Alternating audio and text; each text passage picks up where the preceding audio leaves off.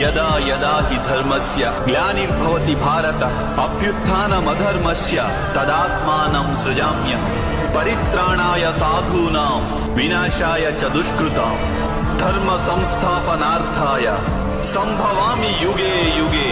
ఎప్పుడెప్పుడు ధర్మానికి హాని జరుగుతుందో, ఎప్పుడెప్పుడు అధర్మం వృద్ధి చెందుతుందో అప్పుడప్పుడు సత్పురుషులను ఉద్ధరించేందుకు, అధర్మపరుల వినాశనానికి, ధర్మాన్ని పునఃస్థాపించేందుకై నేను జన్మిస్తుంటాను. నేనే నాశనం లేని పరమాత్మను.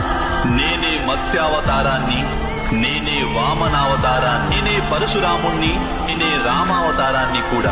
నేనే బ్రహ్మ విష్ణు మహేశ్వరులను, నేనే సరస్వతి లక్ష్మి పార్వతిని కూడా.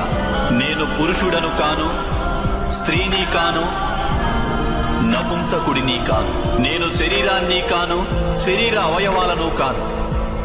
నేను జ్ఞానాన్ని, సృష్టిని, చైతన్యాన్ని. నేను పరబ్రహ్మను. నేనే సర్వస్వాన్ని. అలాగే నేను ఏమీ కాను.